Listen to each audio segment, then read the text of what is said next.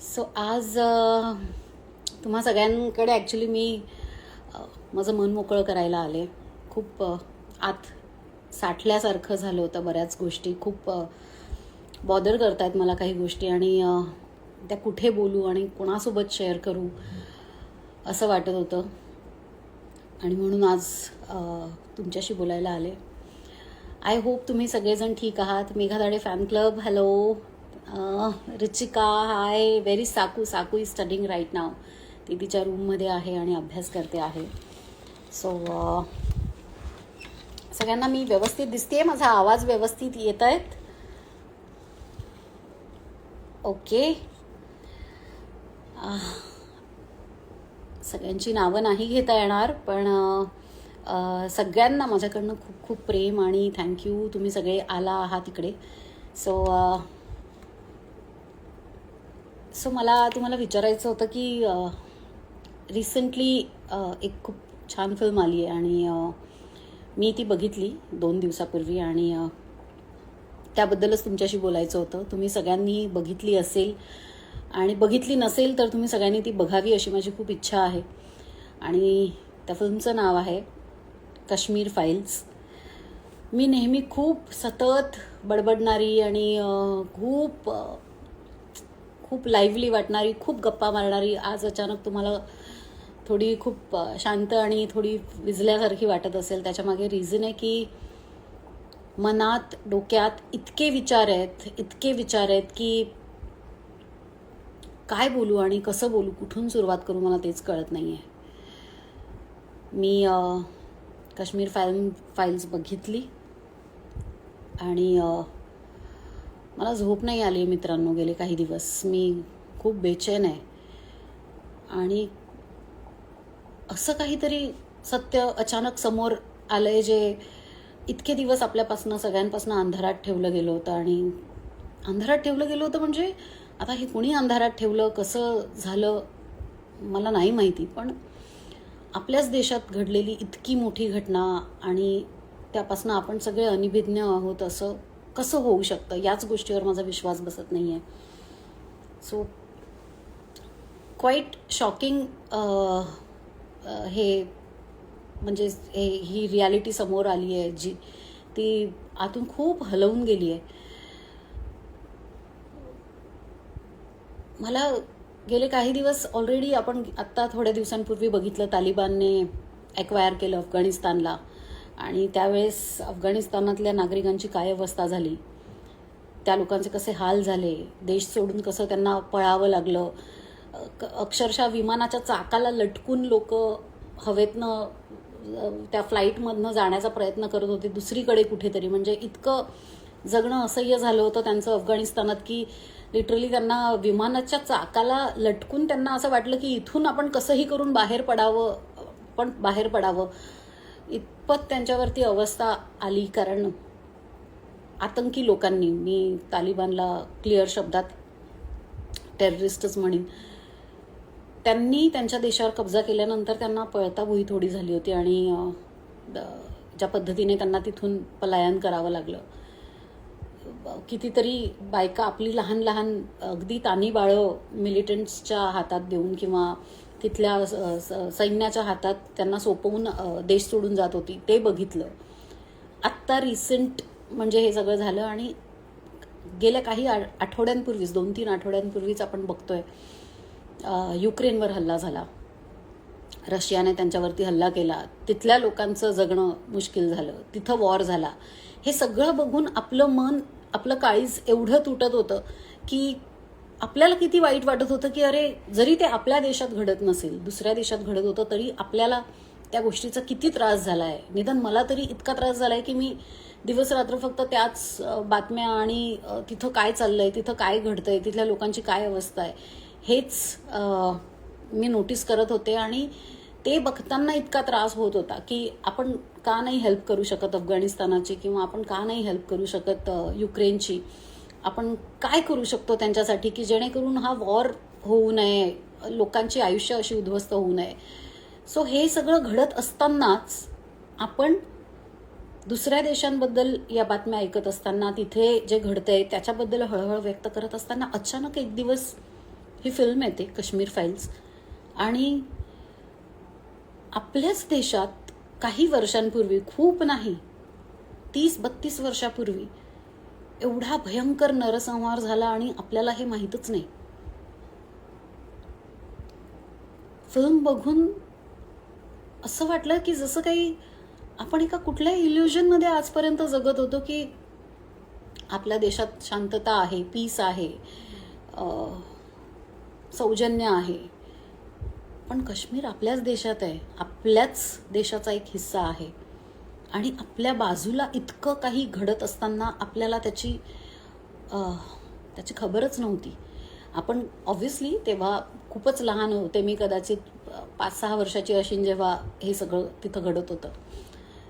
त्यावेळेस जरी माहिती नव्हतं तरी आपल्याला छत्रपती शिवरायांचा इतिहास माहिती आहे, महाराजांचा इतिहास माहिती आहे, आपल्याला आपल्या इतिहासातल्या बऱ्याच गोष्टी माहिती आहेत.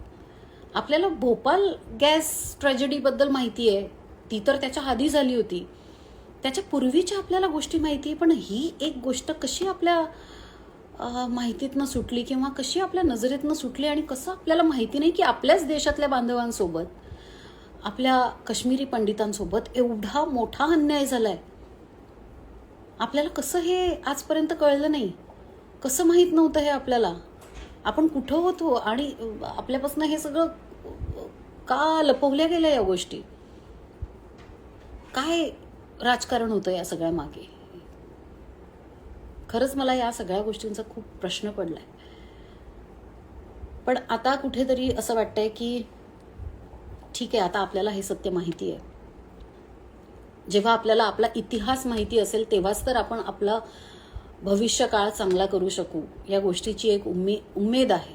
ॲटलिस्ट जी माहिती आपल्याला मिळाली आहे त्यातनं आपण तेव्हा कोणासाठी काहीच नाही करू शकलो, पण आता आपण काय केलं पाहिजे किंवा आता आपण काय करू शकतो याची जाणीव तरी कमीत कमी आपण मनात ठेवली पाहिजे. काश्मीर फाईल्समध्ये एवढा मोठा नरसंहार करणारे तो बिट्टा कराटे म्हणा, म्हणजे ज्याचं ओरिजिनल नाव बिट्टा कराटे आहे, किंवा यासिन मलिक जो तिथला मिलिटंट आणि आत्ताचा नेता आहे. असं कसं होऊ शकतं की इतकी वर्ष हे लोक स्वतंत्र फिरत होते, म्हणजे अधूनमधून त्यांना जेल होत होती पण सहीसलामत ते बाहेर पडत होते. ते लोक जातात, पाकिस्तान्यांना भेटतात काय आणि त्यांच्याशी चर्चा करतात काय. आपले एक खूप शांतिप्रिय म्हणवले जाणारे आपले एक जुने PM, त्यांच्यासोबत ते शेकहँड काय करतात, त्यांच्यासोबत भेटतात काय, चर्चा काय करतात टेररिस्ट लोकांसोबत. म्हणजे हे कशा सरकारच्या राज्यात आपण आजपर्यंत जगत आलो इतके दिवस, की जे एवढ्या मोठमोठ्या टेररिस्ट लोकांसोबत ज्यांनी हा सगळा कांड घडवून आणला काश्मीरमध्ये, त्या लोकांसोबत हे उठत बसत होते. आपलं जुनं सरकार असं म्हणजे काय वाटत असेल त्या काश्मीरी पंडित लोकांना, जेव्हा सरकारचेच काही लोक अशा लोकांना आपले पाहुणे बनवून त्यांचा पाहुणचार करत असतील. तेव्हा मला कळत नाही की अशा षंढ सरकाराच्या अधिपत्याखाली आपण कसे इतके दिवस राहिलो, कसं त्यांनी एवढी वर्ष आपल्यावर राज्य केलं. अशा एका गव्हर्नमेंटने जी लिटरली मी म्हणेन षंढ होती, ती सरकार नपुंसक होती, जिने काश्मीरी पंडितांचा आवाज नाही ऐकला, त्यांची मदत नाही केली, त्यांना त्यातनं बाहेर काढण्याचा प्रयत्न नाही केला.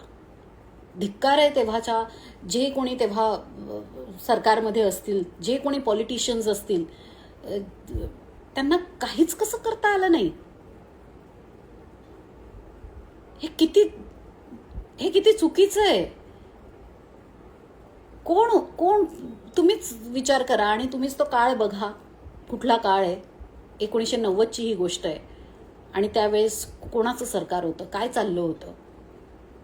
ही फिल्म म्हणजे एक खूप मोठी चपराक आहे. आपल्या तोंडावर कोणीतरी असं पाणी फेकून आपल्याला जागं केलंय लिटरली, की आपण कुठल्या एका इल्युजनमध्ये, कुठल्या एका आभासी जगात आजपर्यंत आपण वावरलो. आपली राज्यकर्ते कोण आहेत, आपलं सरकार कोण आहे, कोणावर तरी आपल्याच देशात एवढा अन्याय घडत राहिला, त्यांच्यासोबत इतकं अमानुष वागणूक त्यांच्यासोबत झाली, आणि कुठे होते हे सरकारची माणसं? काय करत होतं गव्हर्नमेंट? झोपा काढत होते इतकी वर्ष?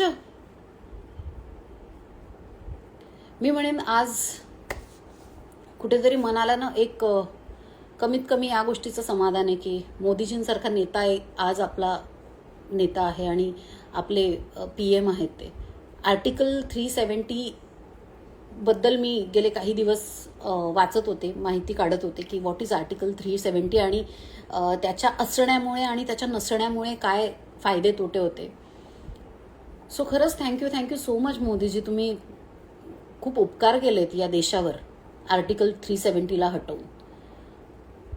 आज कमीत कमी ज्या आपल्याच देशातल्या बांधवांना सावत्र वागणूक मिळत आली इतकी वर्ष, 75 वर्ष झाले आपल्याला स्वातंत्र्य मिळून, गेले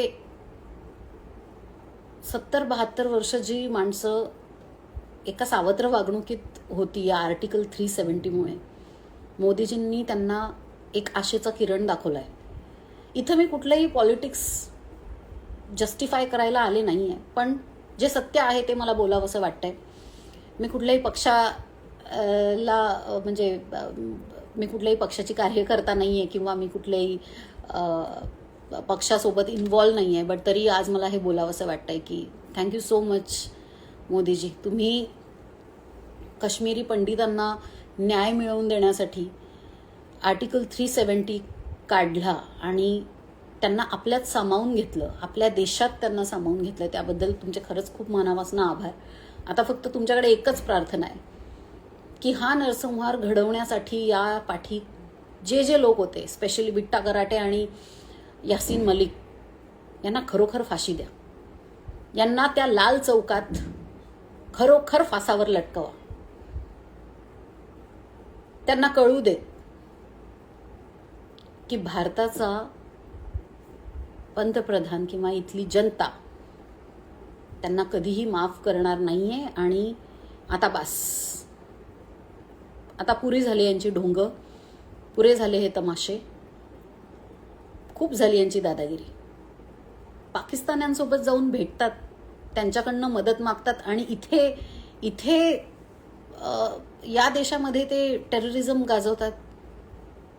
लाजा कशा वाटल्या नाही आपल्या सरकारला आजपर्यंत इतकी वर्ष? का पोचला आपण त्यांना इतकी वर्ष? का पोचतोय अजूनपर्यंत? लाल चौकात सगळ्या काश्मीरी पंडितांना बोलवून तिथल्या सगळ्या काश्मीर वासियांच्या समोर त्यांना फाशीची शिक्षा द्या मोदीजी. एवढं धडधडीत सत्य जे आजपर्यंत आम्हाला माहीत नव्हतं ते आज आम्हाला माहिती आहे, आणि आज आम्हाला माहिती पडल्यानंतर मला मंजूरच नाहीये की या सगळ्या गोष्टीला जे जबाबदार होते ते जिवंत आहेत अजूनही. त्यांना काही अधिकार नाहीये. राक्षसापेक्षा क्रूर वागलेत हे, राक्षसापेक्षाही जास्त क्रूर ही माणसं आहेत. माझं म्हणणं कुठल्याही धर्माच्या अगेन्स्ट नाहीये. माझं म्हणणं आहे की कुठलाही टेररिस्ट या पृथ्वीवर आता हयात राहता कामा नये. भारतात असू दे, भारताच्या बाहेर असू दे, पण तुर्तास माझ्या देशात तरी आम्हाला नकोय हे टेररिस्ट जिवंत. नकोय त्यांचं आता कोण तो यासीन मलिक म्हणे फार गांधीवादी झालाय वगैरे. खोटं आहे सगळं. हजारो माणसाला मृत्यूच्या घाटात घालून कसा गांधी होऊ शकतो तो? आणि आपण हे मान्य करायला मूर्ख आहोत. आपण का सगळे मिळून एक मोहीम नाही राबवू शकत की यांना फाशीवर का नाही चढवू शकत आपण? कुठला अडथळा? धडधडीत इंटरव्ह्यू मध्ये म्हटलंय त्या बिट्टा कराटेने की हो मी 20 ते 24 लोकांना मारलंय. हे त्याने त्याच्या इंटरव्ह्यूत म्हटलंय. हे पब्लिक डोमेन मध्ये स्पष्ट आहे. अजून कुठली साक्ष हवी आहे? अजून कुठली गवाही हवी आहे? मग का त्यांना फाशी झाली नाहीये? एवढे खून करणाऱ्या माणसाला, एवढा मोठा नरसंहार करणाऱ्या माणसाला ते का जिवंत आहेत अजून? आणि हे सत्य इतके दिवस आपल्यापासून लपून होतं. मागच्या सरकारने आपल्यापासून लपवून ठेवलं, कारण ते समोर आलं असतं तर त्यांचीच नामुष्की आपल्याला कळली असती, जी आज कळली आहे. आणि आता हे कळल्यानंतर त्या पक्षाला किंवा त्या पक्षाच्या लोकांना पुन्हा सत्तेत येण्याचा आणि स्वतःला या देशाचे सेवक म्हणवण्याचा काही अधिकार नाहीये, काहीच अधिकार नाहीये.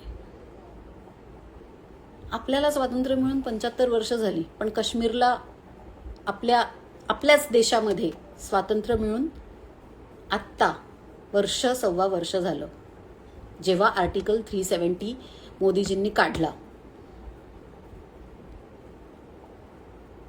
आज खरोखर असंच वाटतंय की असाच नेता हवाय आम्हाला, असंच सरकार हवंय आम्हाला, जी या लोकांना अशी अद्दल घडवू शकेल. आपण जरी त्यावेळेला काही करू शकलो नाही, जे होऊन गेलं ते आपण आता परत सगळं रिव्हर्स नाही करू शकत. जे लोक गेले या जगातनं, ज्यांच्यासोबत एवढा अन्याय झालाय, जे आज हयात नाहीये, त्यांच्यासाठी आपण काही नाही करू शकत. पण ॲटलिस्ट अजूनही काश्मीरी पंडित जगाच्या ज्या ज्या कोपऱ्यात आहे, जिथे जिथे आहेत, भारतात जिथे कुठे आहेत, आपण एक अशी मोहीम काहीतरी राबवूया. आपण मोदीजींना एक निवेदन देऊया की मोदीजी त्यांना पुन्हा त्यांच्या घरी त्यांची घर वापसी करवा. जेव्हा मी फक्त 3-3.5-4 महिन्यासाठी बिग बॉसच्या घरात गेले होते, तेव्हा सुरुवातीला घरची इतकी आठवण आली, खूप आठवण आली, आणि असं वाटायचं यार आपलं घर तर आपलं असतं, त्याला सोडून नाही राहू शकत. मग त्यानंतर जेव्हा बिग बॉसचं घर सोडायची वेळ आली, की फक्त 3-3.5 महिने त्या घरात राहिल्यानंतर जेव्हा ते घर सोडायची वेळ आली, तेव्हा असं वाटलं यार आपण या घराला सोडून जातो. तुम्ही सगळ्यांनी आम्हाला बघितलं होतं, आम्ही सगळे किती इमोशनल झालो होतो ते 3.5 महिने राहिलेलं घर सोडताना. मग या लोकांवर काय बितली असेल जेव्हा रातोरात ते आपलं सगळं काही, पैसा अडका, इतक्या वर्षांचं त्यांचा बिझनेस, कारोबार, घरदार सगळं सोडून असतील त्या कपड्यांनिशी, कोणाच्या पायात चप्पल होती, कोणाच्या पायात बूट होते नव्हते, कडाक्याच्या थंडीत बेघर झालीत ही सगळी माणसं. काय बितली असेल त्यांच्यावर, आणि आजपर्यंत ते त्यांच्या घरी परत जाऊ शकलेले नाहीये. नरकापेक्षा वाईट नाही का हे आयुष्य त्यांच्यासाठी? आणि हे कोणामुळे? कुठं गेलं होतं ते नपुंसक सरकार तेव्हा? का नाही आलं त्यांना वाचवायला? का नाही आलं कोणीच? का त्यांची मदत केली नाही कोणी? एका रात्रीचा तर हा सगळा खेळ नव्हता ना. काश्मीरी पंडितांना हाकलण्याची जी प्रक्रिया होती ती फक्त, जरी एक डेट मेन्शन असेल 19 जानेवारी 1990, ही जरी एक डेट असेल तरी हे सगळं चालू तर बरेच दिवसांपासून होतं. मग का डोळे मिटून बसली होती सरकार? का घडू दिलं हे सगळं? वर्षानुवर्ष ती बिचारी बंगल्यात राहणारी माणसं, चांगल्या मोठ्या मोठ्या घरांमध्ये राहणारी उच्च शिक्षित उच्चभ्रू लोक त्या कॉटनच्या टेंटमध्ये, कॅनव्हसच्या टेंटमध्ये वर्षानुवर्ष राहिली. त्यांच्या पोरांची शिक्षणं, त्यांच्या पोरांचं सगळं भविष्य उद्ध्वस्त झालं. काय मिळालं सरकारला हे सगळं करून? कशासाठी? का उघड्या डोळ्यांनी हे सगळं बघत राहिली ती सरकार? आज हे सगळं कळल्यानंतर माझ्या आत अक्षरशः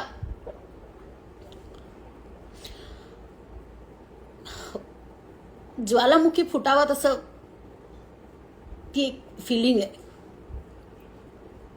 काहीच लाज वाटली नाही सरकारला हे सगळं उघड्या डोळ्याने असं सगळं बघताना.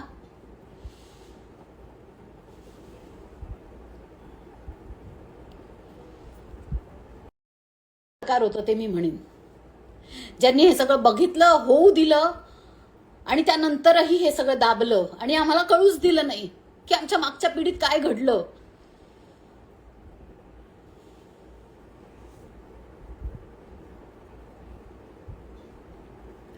दुसऱ्यांच्या देशात बघताना हे सगळं जेव्हा घडताना, आता जेव्हा युक्रेनमध्ये घडतंय, अफगाणिस्तानात घडतंय, तेव्हा काळीच तळमळतं, त्रास होतोय सगळं बघताना. आणि आज जेव्हा कळतं की माझ्याच देशात हे सगळं घडून गेलंय आणि हे मला माहीतच नाही.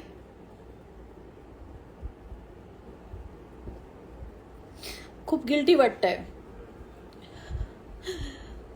कसं आयुष्य काढलं असेल या लोकांनी, गेली 32 वर्ष काय कसं जगले असतील. आज विचार करा, महाराष्ट्रात असं घडलं तर, जर हे तिथं होऊ शकतं तर हे कुठेही होऊ शकतं. ही अशी अतिक्रमणं आपण आजही बघतोय. युक्रेनमध्ये चाललंय, अफगाणिस्तानात आत्ताच घडलंय, काश्मीरमध्ये झालं. लक्षात ठेवा, आजही तुम्ही या सगळ्याबद्दल नाही बोललात, आवाज नाही उठवलात, तर हे तेव्हा त्यांच्यासोबत घडलं, उद्या आपल्यासोबतही घडू शकतं.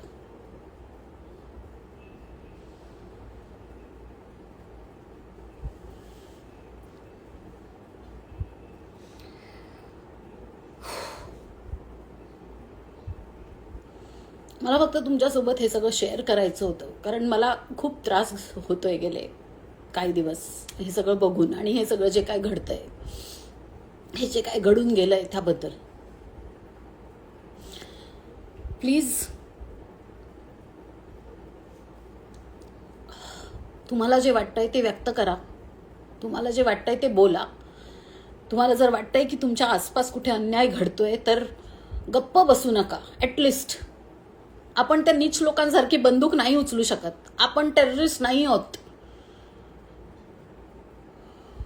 त्यांना हत्यार उचलावं लागलं कारण त्यांच्याकडे ते जाहील आहेत, अनपढ आहेत, गवार आहेत, एज्युकेशन नाहीये त्यांच्याकडे, मूर्ख आहेत ते लोक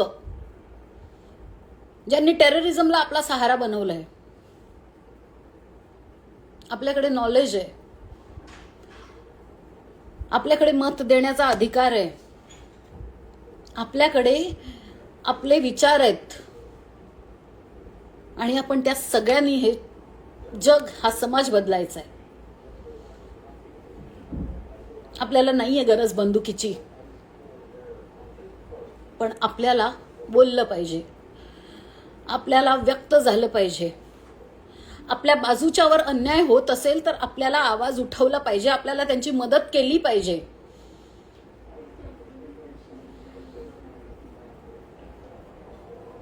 सरकार कुणाचंही असो, पार्टी कुणाचीही असो, नेता कुणीही असो, कुणी का असे ना, पण योग्य आणि अयोग्य निवडण्याची संधी आपल्याकडे असते.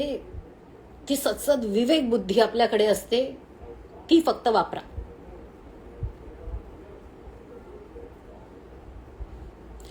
अमित म्हणतायत की सध्या इलेक्शन आलेत आणि बीजेपीचा जातीयवाद सुरू झाला.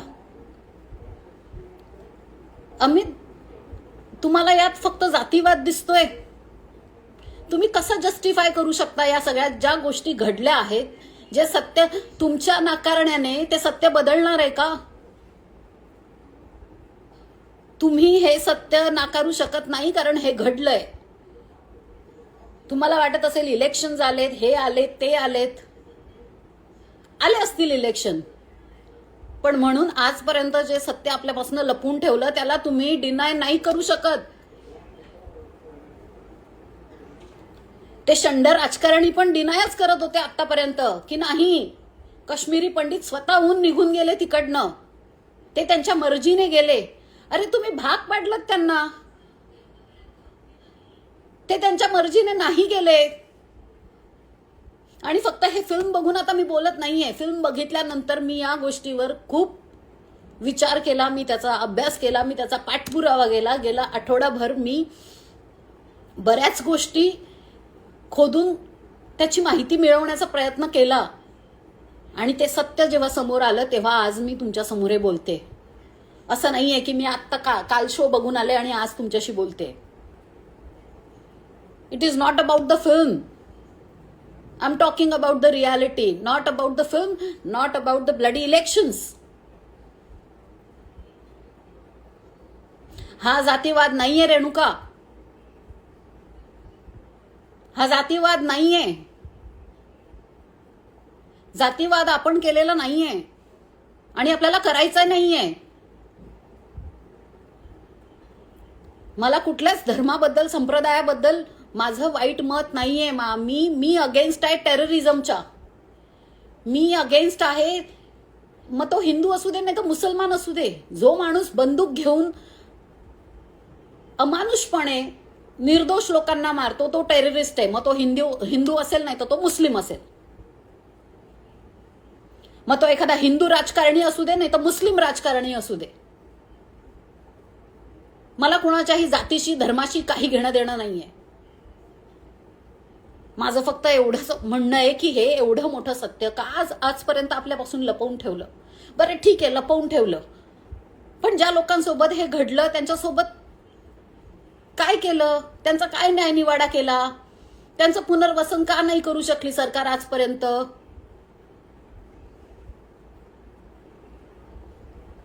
डोळे मिटले म्हणजे सत्य लपलं असं होतं का?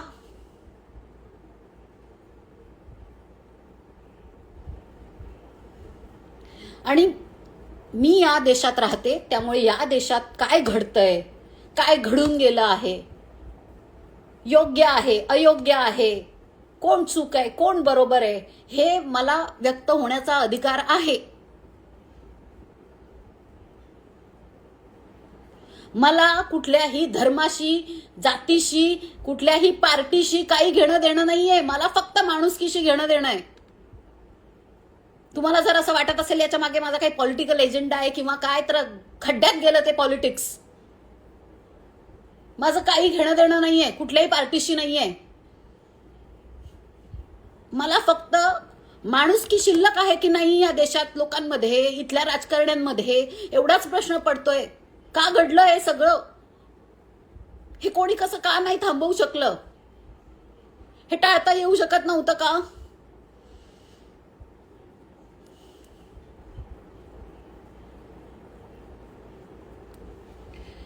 जे घडलं ते आपण बदलवू शकत नाही, पण जे घडलं ते आता आपल्या डोळ्यासमोर आहे. का कुठलाच काश्मीरी पंडित आजपर्यंत टेररिस्ट झालेला कोणी ऐकलाय का? तुम्हाला वाटतं जातीयवाद जातीयवाद, पण सांगा ना कोणत्या हिंदू काश्मीरी पंडिताने तलवार उचलली नाही ना?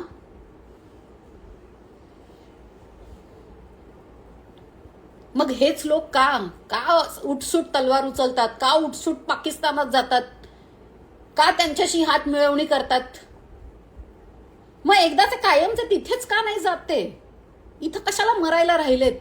आणि मला ना त्या लोकांबद्दल पण बोलावंसं वाटतंय, ज्या लोकांना आजपर्यंत हे वाटत राहिलंय की काश्मीर कधी भारताचा नव्हताच. आणि असं वाटणारे काय फक्त मुस्लिम आहेत असं मी म्हणत नाहीये. यात बरेच हिंदू कम्युनिटी असणारे लोक पण आहेत सामील या गोष्टीला, ज्यांना वाटतं की काश्मीर कधी भारताचा नव्हताच. निवेदिता मेनन, JNUच्या प्रोफेसर, काय शिकवत आल्या त्या आजपर्यंत त्यांच्या स्टुडंट्सला? त्या मुस्लिम नाही आहेत, पण माझ्यासाठी त्या टेररिस्ट आहे.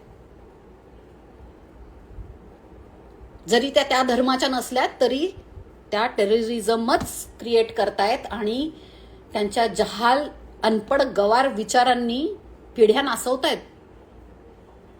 युनिव्हर्सिटीत कशासाठी जातात स्टुडंट? शिक्षण घेण्यासाठी ना. मग त्यांना तुम्ही काय शिकवताय? त्यांच्यातनं टेररिस्ट तयार करतायत. आणि अशी लोक थोर इंटेलेक्च्युअल्स, सो कॉल्ड इंटेलेक्च्युअल्स म्हणून आपल्या समाजात वावरतात.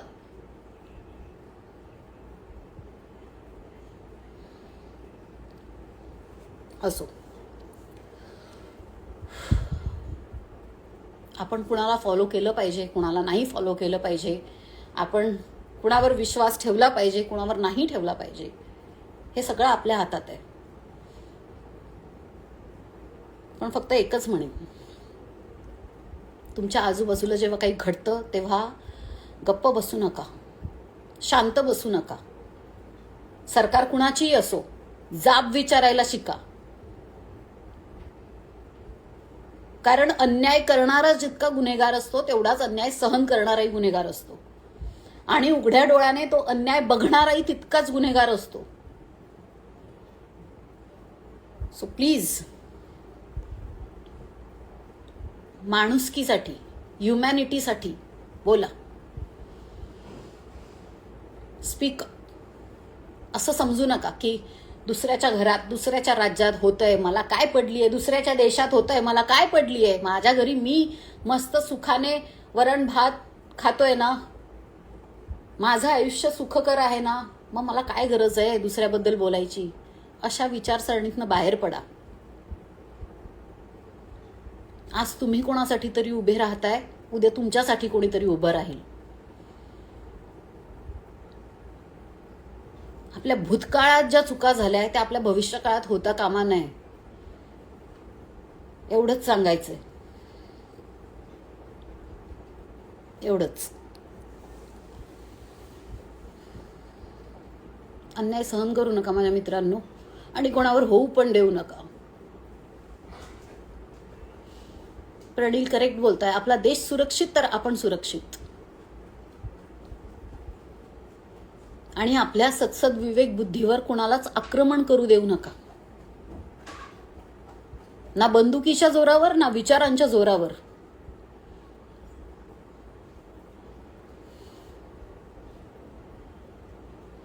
आणि दुसरी गोष्ट, यासिन मलिक आणि बिट्टा कराटेला फाशी झालीच पाहिजे, झालीच पाहिजे.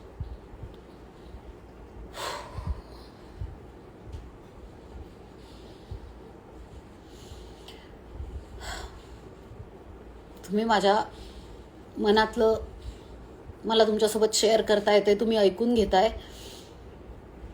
ते ऐकण्यासाठी खरंच थँक्यू. Thank you so much. तुम्ही सगळे आलात, मला तुमच्यासमोर व्यक्त होता आलं. मनात गेले कित्येक दिवस जी खदबद चालू आहे ती मी म्हणणार नाही की शांत, कारण आता ती शांत होणार नाही. तिला आता एक आक्रमक स्वरूप आलंच पाहिजे, आणि येईलच. पण एवढंच सांगायचंय की सरकार कुणाचीही असू दे, तिला जाब विचारा. ना अन्याय सहन करा, ना होऊ द्या. थँक्यू. Thank you so much.